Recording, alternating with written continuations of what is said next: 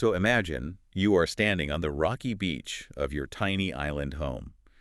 You look out at the horizon, and instead of the usual, like, merchant ships bringing grain or pottery or whatever, you see this shadow forming across the water. A really terrifying shadow. Exactly. It's an armada. I mean, 30 massive warships, oars just cutting rhythmically through the Aegean Sea.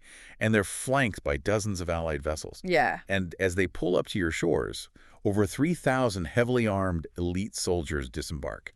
They just form lines on your beach. Right on your doorstep. Right. Sunlight glinting off bronze shields and spear tips. Yeah.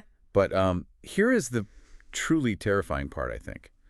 They haven't come to fight. They have actually come to talk. Yeah, and the conversation that takes place on that island, behind closed doors, it is going to basically strip away every single illusion humanity has about fairness and justice and morality. Oh, totally. It is going to reduce human existence to its most brutal, undeniable mathematics. Welcome to the Deep Dive. Today we are bringing you into a high-stakes life-or-death negotiation from the year 416 BCE.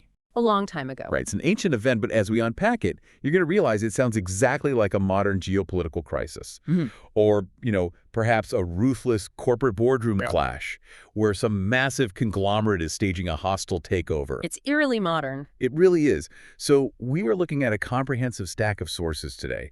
It's a blend of historical, literary, and theological analysis, all focused on the brilliant Greek historian Thucydides and his famous account known as the Melian Dialogue. And, for millennia, this text has been the foundational document for political realism. Yeah. It is studied in military academies, in law schools, in philosophy seminars, because it dares to articulate that quiet, terrifying logic that empires, usually try to hide behind polite diplomacy. Exactly. So we are going to dissect the ultimate ancient masterclass in raw power politics. This is the actual birthplace of the infamous phrase, the strong do what they can and the weak suffer what they must. Such a chilling line. It really is. Yeah.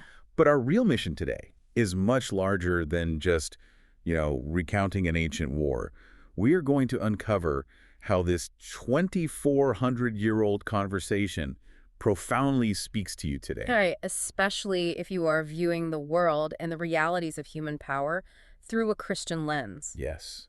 What happens when the ruthless logic of empire collides with the biblical demand for justice? Well, to even begin answering that theological question, you have to first understand the brutal reality of classical Greek warfare and the political landscape of the time. You really do. You just cannot appreciate the moral weight of the theology if you haven't sat in the suffocating tension of that ancient room.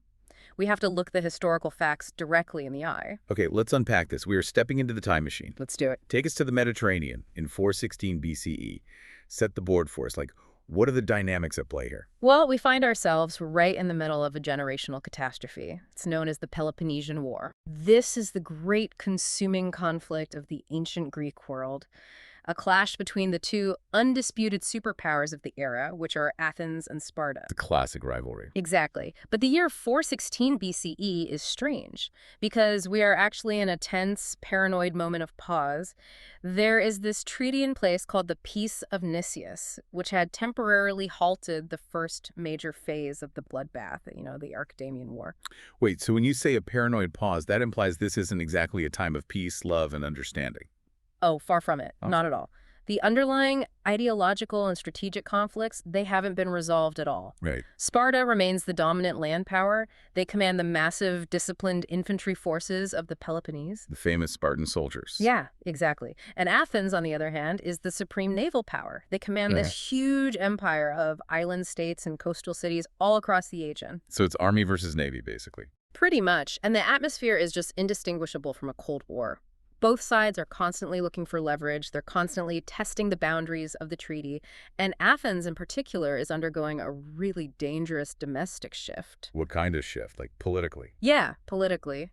Their older, more cautious leadership is being challenged by a new generation of incredibly aggressive, ambitious, and frankly, reckless politicians. Oh, boy. The most famous of these is Alcibiades. He is charismatic, He's wealthy and he is ravenously hungry for glory. The dangerous combo. Very. And under the influence of leaders like him, Athens is operating with a pure imperial mindset.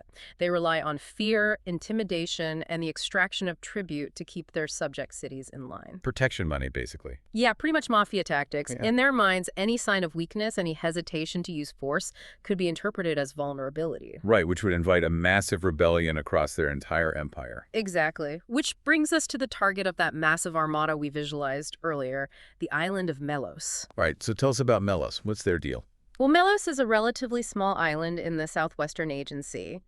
Culturally and ethnically, they are Dorian. Dorian. Okay, why does that matter? That is a crucial detail because Sparta is also Dorian, whereas Athens is Ionian. This makes Melos a colony, or an apokia, of Sparta. They trace their lineage back to the Spartan mainland. Ah, okay. So they share blood and cultural heritage with Athens' greatest enemy. Yep.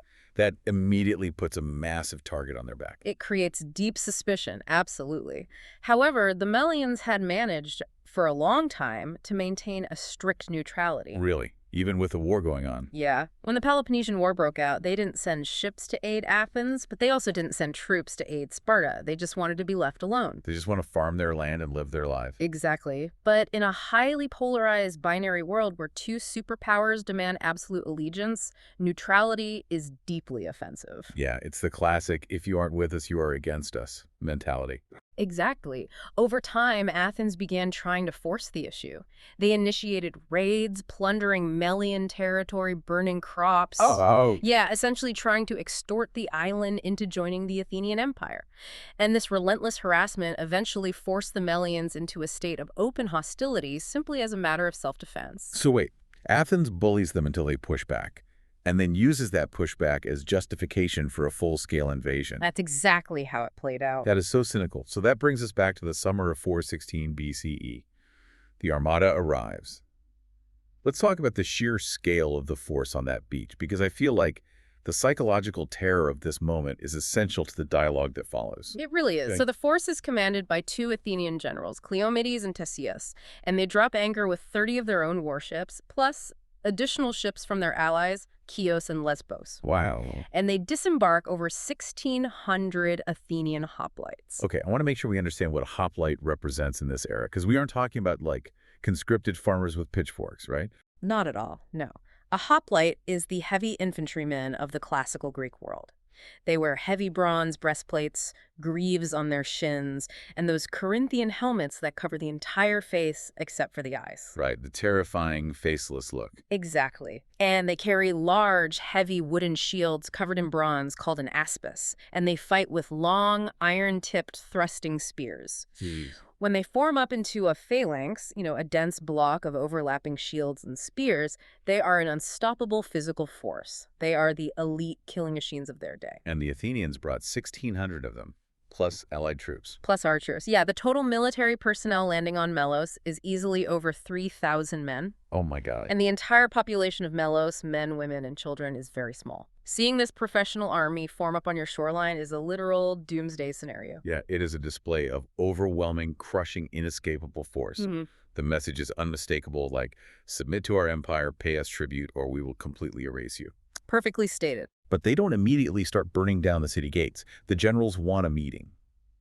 And the specific way the Athenians set up this negotiation is, well, it's our first major strategic lesson in power dynamics. Oh, absolutely. When I was reading the breakdown of this event in the sources, it immediately made me think of a hostile corporate takeover. I love that analogy.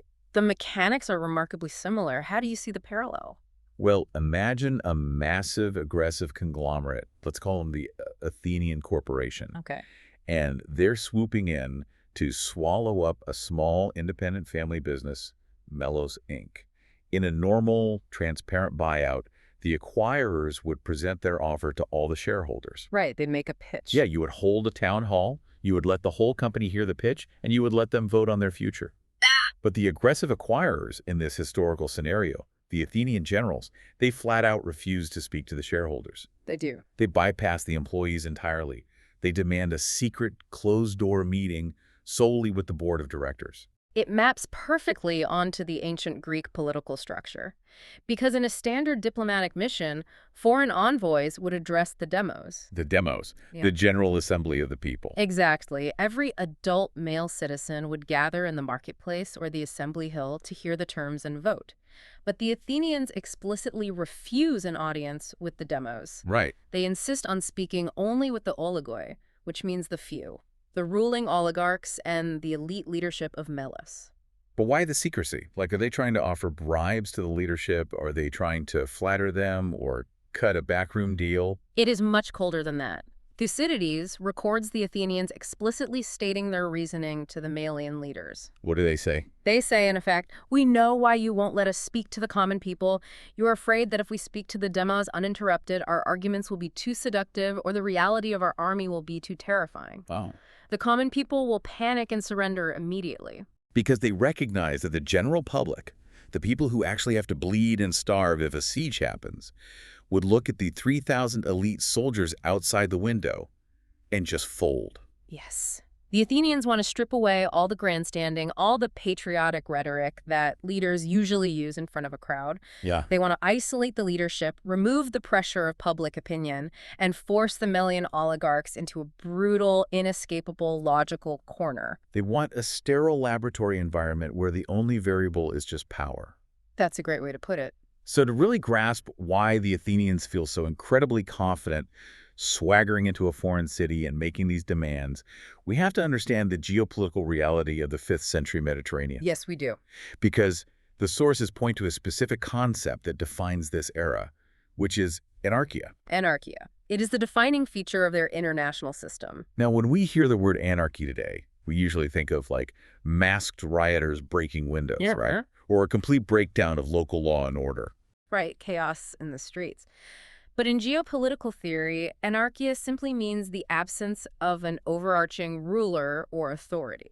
So there is no global police force. Exactly. There is no United Nations. There is no International Criminal Court in The Hague. There are no Geneva Conventions establishing the rules of war. Nothing to protect you. Nothing.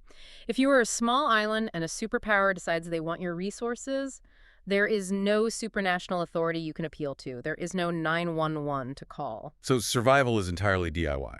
Completely.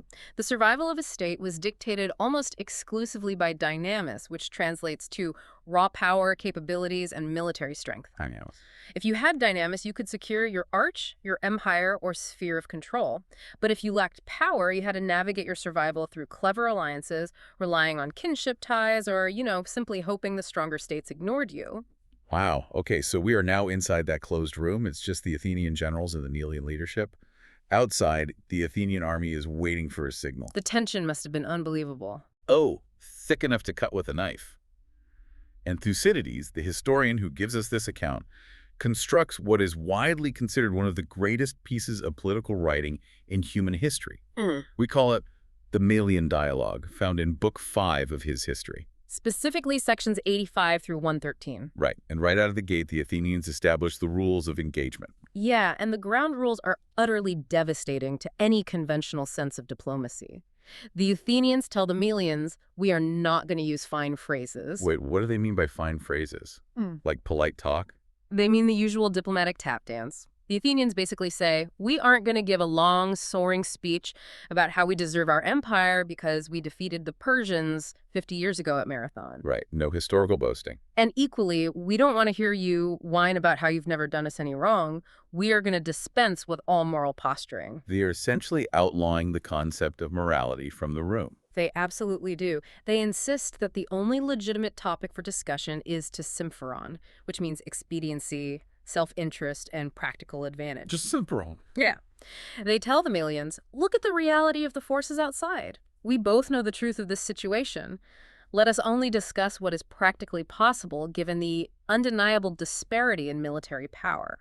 And this demand for pure clinical realism leads to what the sources highlight as the most famous, or really infamous, maxim in ancient historiography. Oh, yes. Using the classic Richard Crawley translation of Thucydides, the Athenians look the Melians in the eye and say, Right. "As the world goes is only in question between equals in power, while the strong do what they can and the weak suffer what they must." "The strong do what they can, and the weak suffer what they must." It's just, In the original Greek, it is a perfectly balanced, ruthless, and chillingly elegant sentence. let's sit with that for a second.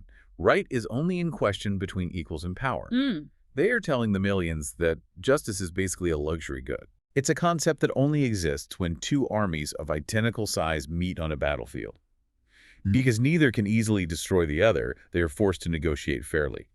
But since the Athenians have the ships and the troops, and Melos does not, justice isn't even in the room. Only power is in the room.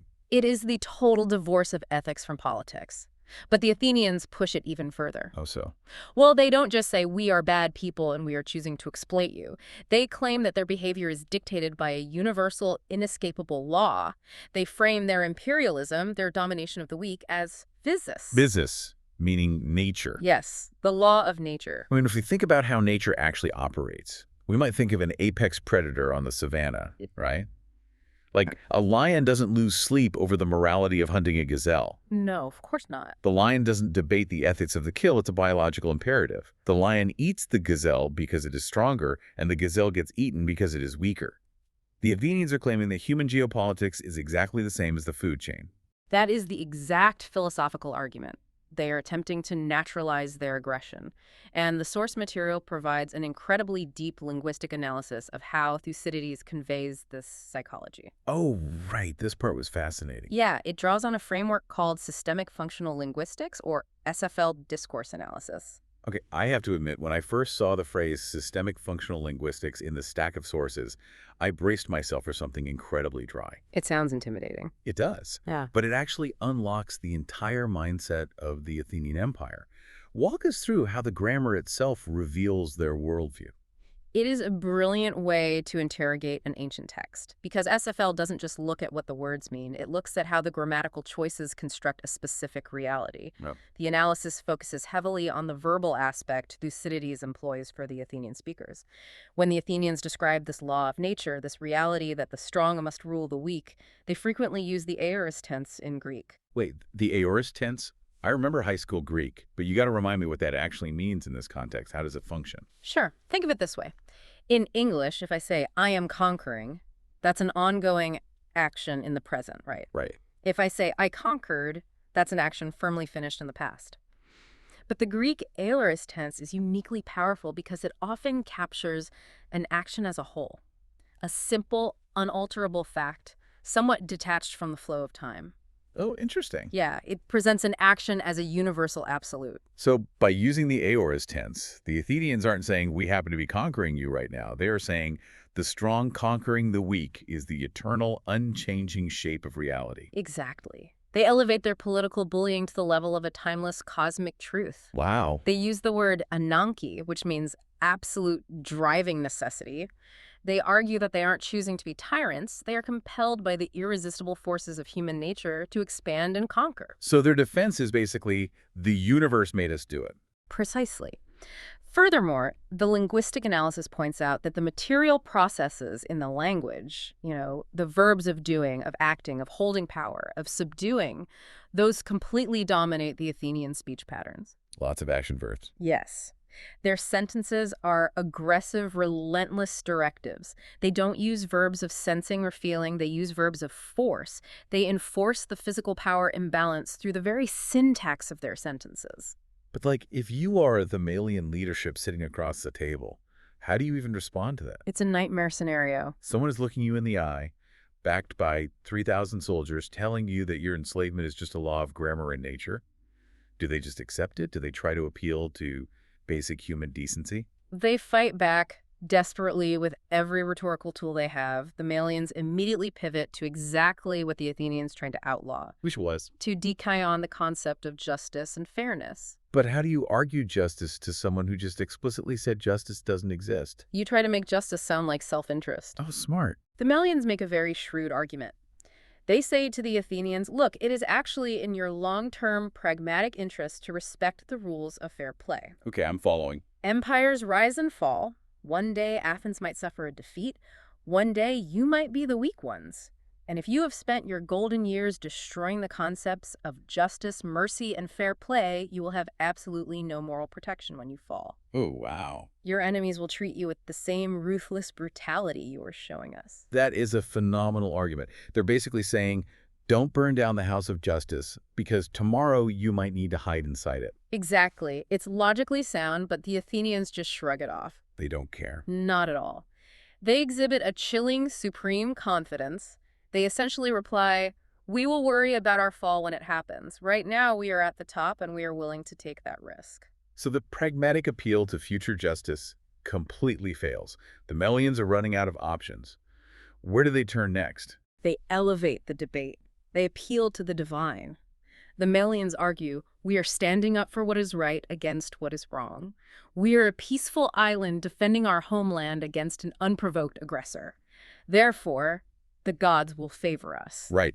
We have the moral high ground, so heaven will balance the scales. Exactly. And surely they bring up their Spartan heritage, right? Like the greatest land army in Greece is technically their family. Yes, that is their final, most desperate card. They say, "Even if we are outmatched on this beach, our mother city, Sparta, will hear of this. The Spartans value honor above all things. They will be compelled by kinship and shame to send their forces to rescue us." So the Melians are placing all their chips on a single powerful concept, which the sources call elpis. Elpis, hope. Hope in the justice of the gods and hope in the arrival of the Spartans. Yeah. And this is where the dialogue takes a turn from a tense political negotiation into something truly dark. Because the way the Athenians dismantle this hope is just savage. It is forensic in its cruelty. They take the Melians' hopes and crush them one by one. First, regarding the gods. The Athenians say, "We don't fear the anger of the gods because we believe the gods operate by the exact same natural law we do." Wait, really? Yeah. They say, "Look at your mythology. The gods overthrow each other. They take what they want. The strong gods rule the weak gods. We are just acting like them. Heaven is on our side." That is a staggering level of arrogance. They literally project their own imperialism onto the divine realm. Yeah. God agrees with our bullying. And what about the Spartans? The Athenians basically laugh. They point out a geopolitical reality that the Melians just don't want to admit. The Athenians say, "You think the Spartans are driven by honor? The Spartans are the most pragmatic, self-interested people in Greece." Really? But they have that whole reputation. Right, but the Athenians argue they only fight when the odds are overwhelmingly in their favor. They are a land power. We control the sea. Logistics. Do you honestly believe the Spartans are going to risk their own naval forces, sail into an Athenian-controlled sea, just to save a tiny strategically insignificant island? They aren't coming. Man. So the Athenians explicitly warn the Melians about the danger of relying on elpis. The sources highlight how much the Athenians despise this concept of hope. They really do. They treat hope like a disease. They call it a delusion, an extravagant, expensive commodity that ruins people. Yeah. They argue that hope is what weak men cling to when their practical resources are gone. They tell the Melians, "Do not behave like the foolish masses who, when visible hopes fail them, turn to the invisible, to prophecies, to oracles, to the gods." They are saying, look out the window at the 3,000 spears. That is reality. Your hope is a ghost. Don't die for a ghost. And the Athenian logic for why they must destroy Melos is coldly airtight from their perspective, because the Melians do offer a compromise. What's the compromise? They say, "Let us just remain neutral. We will be your friends, but not your subjects." Seems reasonable. But the Athenians explain that allowing a tiny island to remain neutral is an existential threat to the Athenian Empire. But how? How does a tiny island threaten an empire? Through perception. Athens rules its empire through fear. If Athens allows Melos to defy them and stay neutral, the hundreds of other islands currently paying tribute to Athens will look at that and think, "Wait, Athens couldn't even force the Melians to submit. They must be weak." The domino effect. Exactly. If the Melians can be independent, maybe we can stop paying tribute. Maybe we can rebel. For the Athenians, destroying Melos isn't about Melos. It's about sending a message to everyone else. The strong must destroy the weak to prove they're still strong. Yep. It's the logic of the mafia. You break the shopkeeper's window, not because you hate the shopkeeper, but so every other shop on the street pays their protection money on time. Exactly. And so the dialogue reaches its conclusion. The Athenians step out of the room to let the Melian oligarchs decide. And the Melians, faced with the cold, hard mathematics of power, have to make a choice. Submit and become slaves to an empire, or resist and face annihilation. And they choose resistance. They bring the Athenians back in and declare that they will not surrender the liberty their city has enjoyed for 700 years. 700 years, wow. Yeah. They reiterate their trust in the fortune of the gods and the aid of Sparta.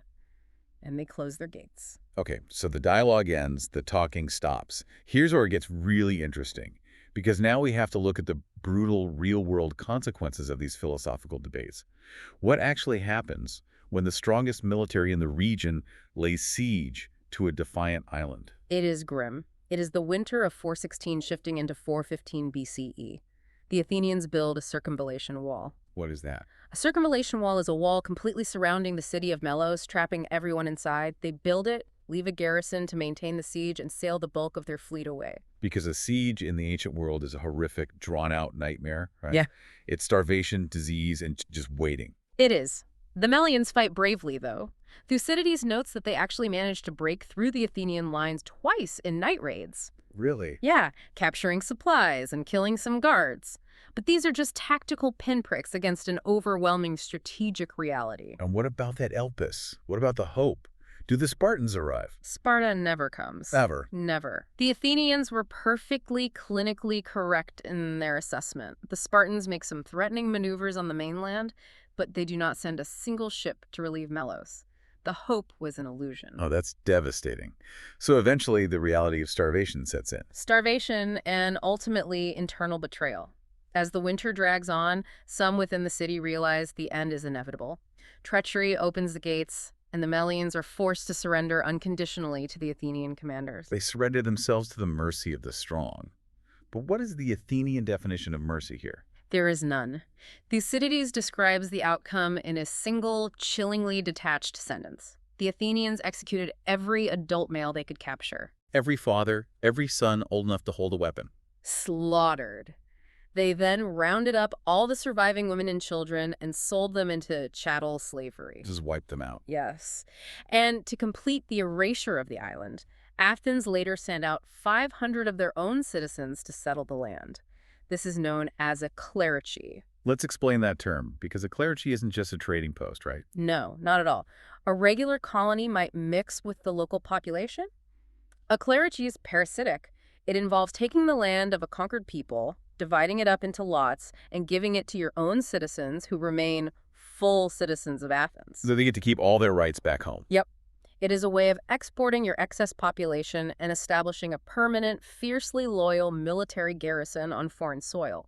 They literally wiped the Melian society off the face of the earth and replaced it with themselves. It is breathtakingly cruel. They enact the phrase, "the weak suffer what they must," to its absolute bloody limit. They really do. But as we transition into the next major theme of our sources, we have to look at the structure of Thucydides' history. Because if Thucydides was just a chronicler of facts, simply listing events as they happened, this would just be a sad footnote in a long war. Right. But the sources point out that his placement of this specific dialogue, with all its dramatic philosophical weight right before the next major event, is a deliberate narrative masterstroke. Yes, scholars debate Thucydides' exact intentions, but the prevailing view, which is often called the tragic or ironic reading, argues that Thucydides constructs his history like a grand Greek tragedy. Okay, remind me how a Greek tragedy works structurally. In a Greek tragedy, you have a protagonist who achieves great success, but that success breeds an arrogant, overreaching pride. That pride leads to a fatal mistake, which invites divine retribution and total destruction. And Athens is the tragic protagonist. Exactly. If you look at the structure of the text, Book 5 ends with the massacre of Melos. Turn the page to Book 6, and the scene immediately shifts westward. Just months after slaughtering the Melians in the winter of 415 BCE, Athens begins planning the most ambitious, massive, and ultimately catastrophic military operation in its history. The Sicilian Expedition. Set the scene for us in Athens. Yeah. They just crushed Melos. They're feeling invincible. How does the Sicilian Expedition come about? Well, the assembly in Athens gathers to debate sending a massive armada to the island of Sicily far to the west to conquer the great city of Syracuse. Syracuse. Sicily is incredibly wealthy, vastly larger than Melos, and strategically distant. The debate in Athens is fierce. The older conservative general Nicias stands up and pleads with the people. What's his argument? He warns them that this is an unnecessary war. a dangerous overextension of their empire, and basically an invitation to disaster. But the people don't listen to Nicias, do they? They listen to the new voice of the empire. They listen to Alcibiades. He delivers a speech dripping with imperial ambition. Yeah. He argues that an empire like Athens is like a shark. It must constantly keep moving, constantly expand, or it will die. Yeah, he appeals to their greed, their desire for endless glory, and their belief in their own invincibility. And the assembly votes overwhelmingly to launch the Armada. So, at Melos, unchecked power, the philosophy of pure expediency, it works perfectly. They get exactly what they want. But what does that success do to the Athenian psyche? Tactically, real politics succeeds in the short term. But Thucydides is demonstrating that this unchecked power breeds a fatal psychological disease. The Greek term for it is pleonexia, Pleonexia, what does that mean exactly? which translates roughly to an insatiable, greedy desire for more. It is the inability to accept limits. You have enough, but you must have more. They swallow a tiny fish at Melos, they experience no immediate negative consequences, and so they convince themselves they have the power to swallow a whale in Sicily. Precisely. Pleonexia gives birth to hubris, arrogant, overweening pride that blinds you to reality. And the ultimate irony, which Thucydides carefully weaves into the text, centers entirely around that concept we discussed earlier. Which is? Elpis. Hope. Oh, this is the narrative trap. Let's trace this ironical thread. This is fascinating. In the closed-door meeting at Melos, the Athenian generals relentlessly mocked the Melians for relying on Elpis. Right, they called it a disease. Yes. They called hope a delusion, the desperate narcotic of the weak. They said only fools and madmen stake their survival on extravagant optimism rather than calculating their tangible power. They practically sneered at the concept. Yet when you turn the page to the launch of the Sicilian Expedition, how does Thucydides describe the mood of the Athenian public and the soldiers boarding the ships? How does he describe it? They are consumed by spectacular, blinding optimism. They are swept up in an extravagant, irrational hope for endless wealth and effortless conquest. Oh, the irony. They ignore the warnings of Nicias. They ignore the immense logistical challenges. They become possessed by the very delusion they diagnosed and mocked at Melos. They fall victim to their own disease. They really do. And what is the result of this hubris? Absolute, unmitigated ruin. The Sicilian expedition becomes one of the greatest military catastrophes of antiquity. What happens? Through a series of blunders, changing commands, and the sheer resilience of the Syracusans, the massive Athenian fleet is trapped in the harbor of Syracuse and annihilated. The whole fleet. The whole fleet. Tens of thousands of elite Athenian soldiers are killed.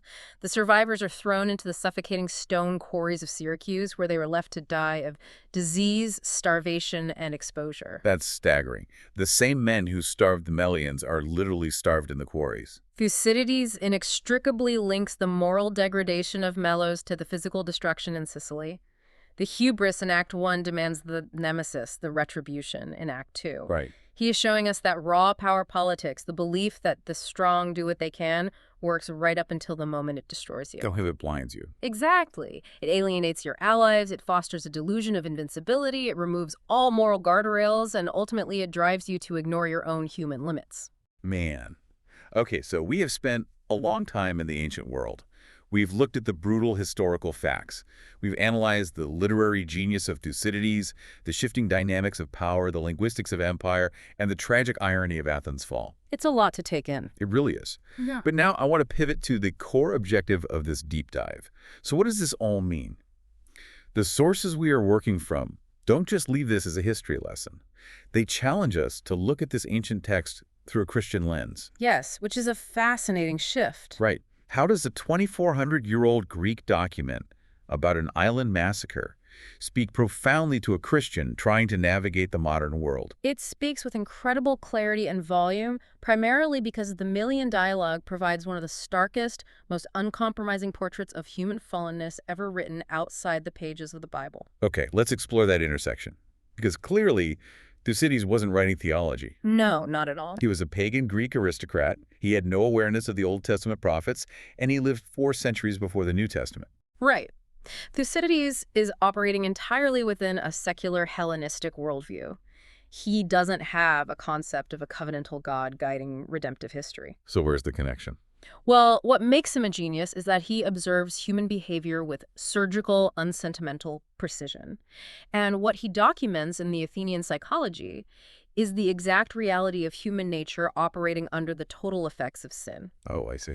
When you read the Athenian justification for their empire, their raw pleonexia, that greed, their blinding pride, their absolute belief that their power answers to nothing but its own appetite, Yeah. you are essentially reading a geopolitical case study of the first three chapters of the Apostle Paul's letter to the Oh, Romans. wow. Let's draw that parallel for the listener. Yeah. Because in Romans 1, Paul writes about how humanity, having suppressed the truth about God, is given over by God to a depraved mind. Yes. They become filled with every kind of wickedness, evil, greed, and depravity. They become inventors of evil, ruthless, and without mercy. Without mercy. There is no better description of the Athenian generals at Melos. The dialogue is the ultimate secular display of a world entirely decoupled from God. It really is. It shows what happens when humanity decides that there's no higher moral law, no divine judge, and that the only metric for human worth is physical dominance.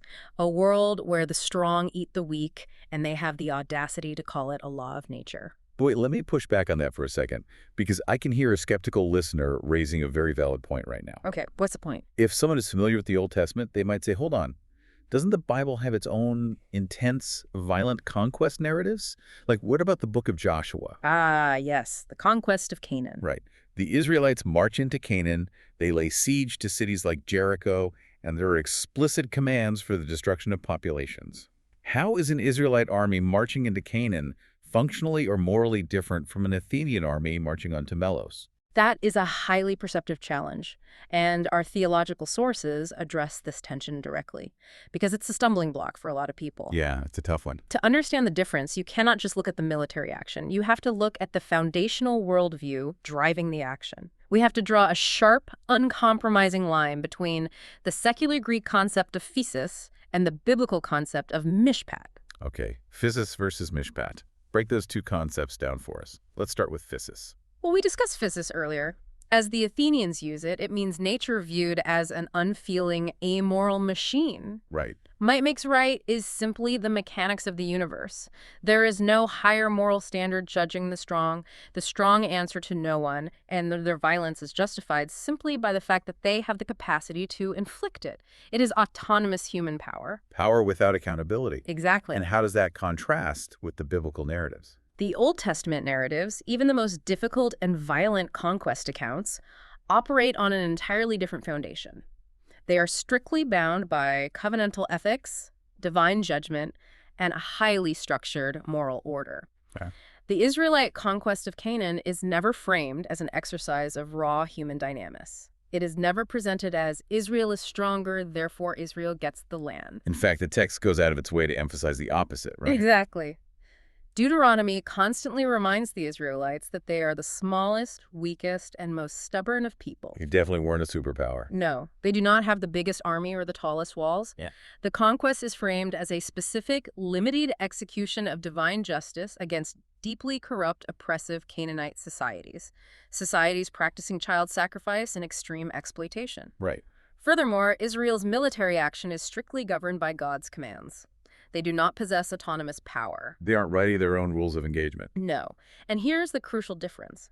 Israel is constantly warned by God that if they begin to act like the Athenians, if they rely on their own military power, if they abandon the covenant, if they exploit the weak and the marginalized within their own society, God will judge them with the exact same severity. And he does. He does. They will be exiled and destroyed. The prophets will rise up and condemn them. Which brings us to the concept of mishpat. Yes, mishpat is the Hebrew word most often translated as justice. But it's not just a blindfolded lady holding scales. What is it, though? Mishpat is a fiercely active, protective justice. It is specifically concerned with defending the vulnerable, the widow, the orphan, and the immigrant. Well, that's completely different from the Athenians. Exactly. The Athenians at Melos mock the idea of justice between unequal powers. They say justice is only for equals. But in the biblical worldview, the true king of the universe constantly demands mishpat specifically for the unequal. That is a massive paradigm shift. It is the difference between a universe ruled by a shark and a universe ruled by a shepherd. Unlike the Athenian generals who laugh at the weakness of the Melians, the biblical prophets fiercely critique the powerful. Yeah, I'm thinking of like Amos or Isaiah. Read the book of Amos or the prophet Isaiah. Their most blistering, terrifying condemnations are reserved for the wealthy elites of Israel who crush the poor, who push aside the vulnerable to expand their own estates. So in the biblical worldview, power is never an excuse for exploitation.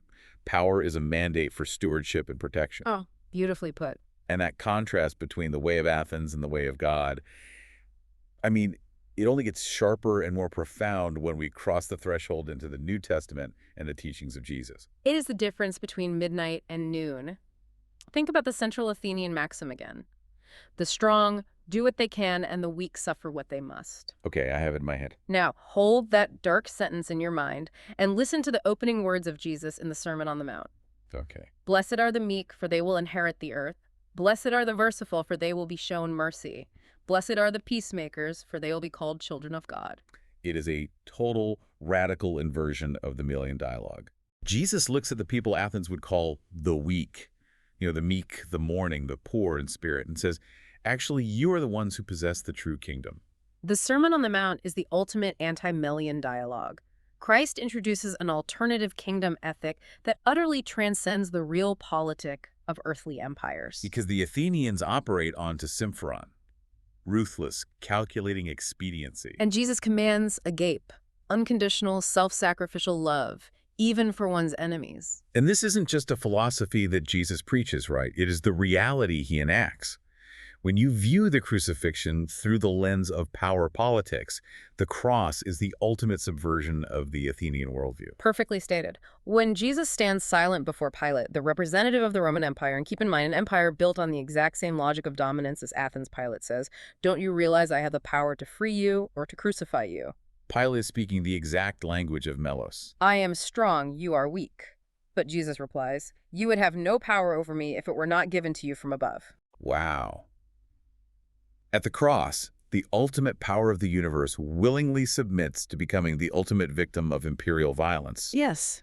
But through that very suffering, through that profound weakness, God defeats the spiritual powers of the age, breaks the cycle of sin, and establishes an eternal kingdom. It proves that the foolishness of God is wiser than human wisdom, and the weakness of God is stronger than human strength. Yeah. When you read Thucydides, you realize just how countercultural, how revolutionary the Christian ethic truly was in the ancient world, and how revolutionary it remains today in a world that still naturally defaults to the law of the strongest. Which leads us perfectly into how this ancient text equips the listener right now, because we aren't just doing a historical autopsy here. Right, it's not just trivia. I want to understand how this applies to the way we live, lead, and view the world.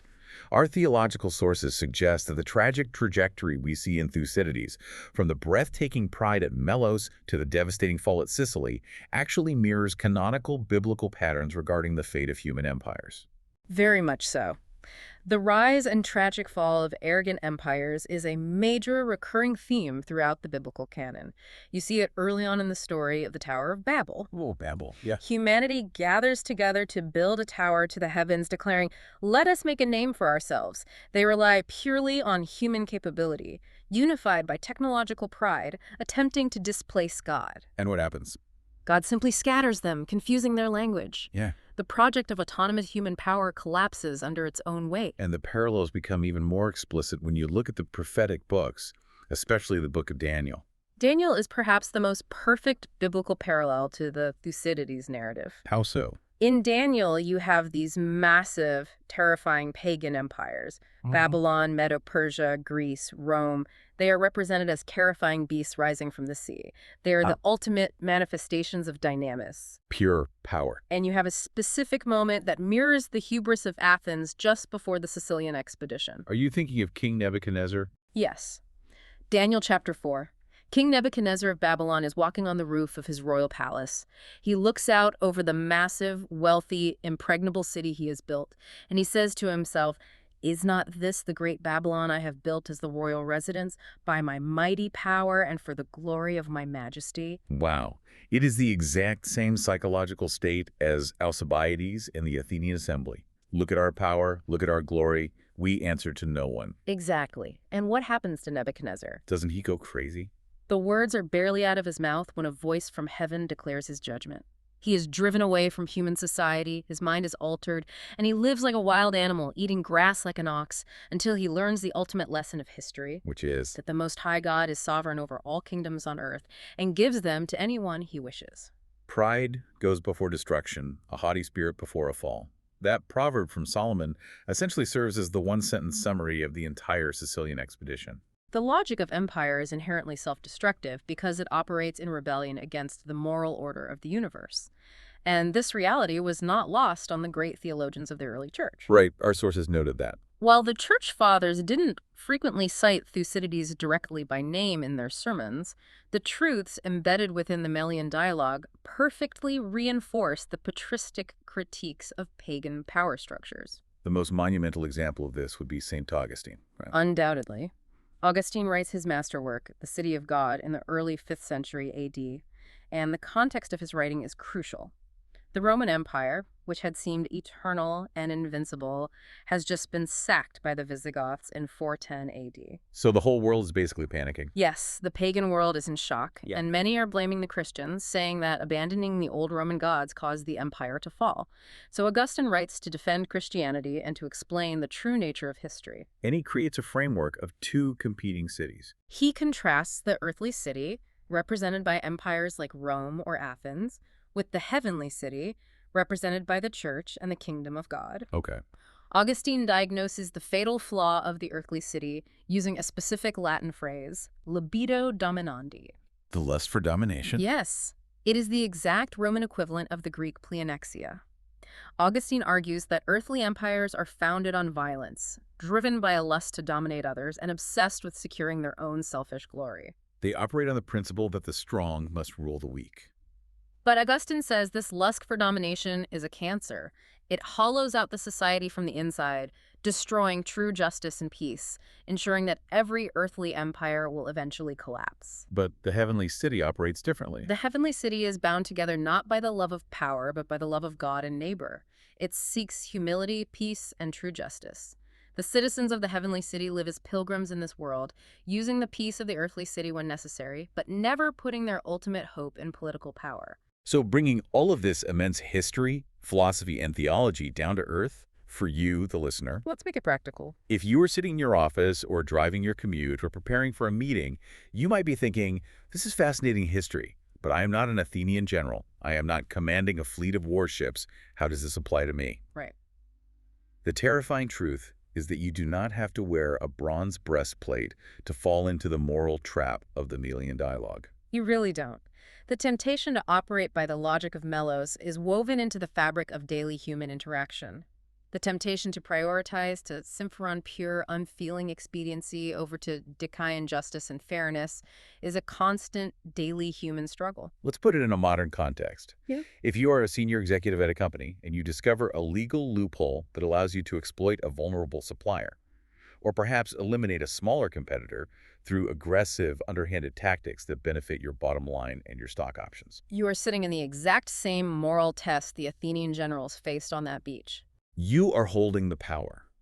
The disparity in strength is entirely in your favor. What do you do with it? Do you look at your vulnerable competitor or your vulnerable employee and say, right is only in question between equals? I am strong, therefore I will do what I can. Or do you remember that your power is not autonomous and that you are accountable to a higher moral order?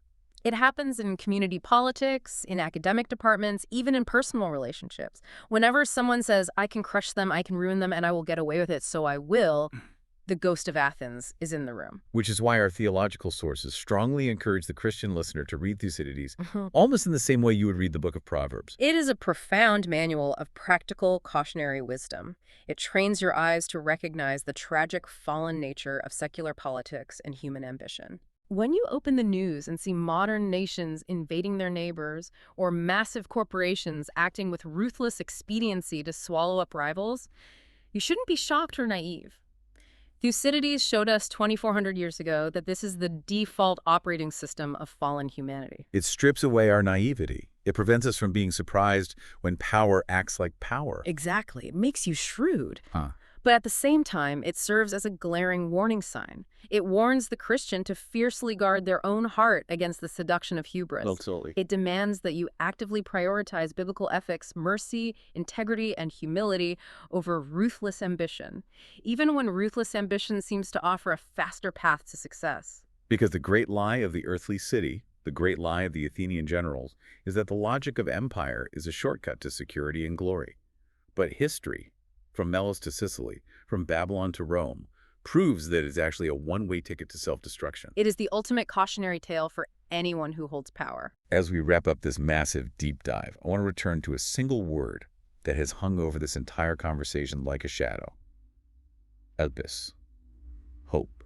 It is a great dividing line in the dialogue, the fault line between the two worldviews. The Athenians stood in that room and ruthlessly mocked the Melians for putting their hope in unseen things.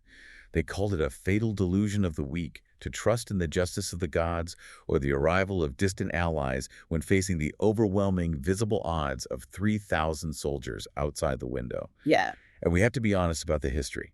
In that specific brutal moment, the Athenians were right. They were. Sparta didn't come.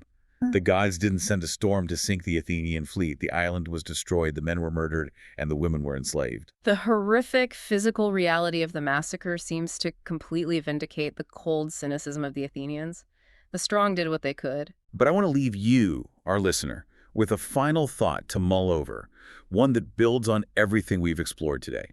The entire Athenian critique of hope, their absolute assertion that physical power is the only reality that matters. It only works if the heavens are actually empty.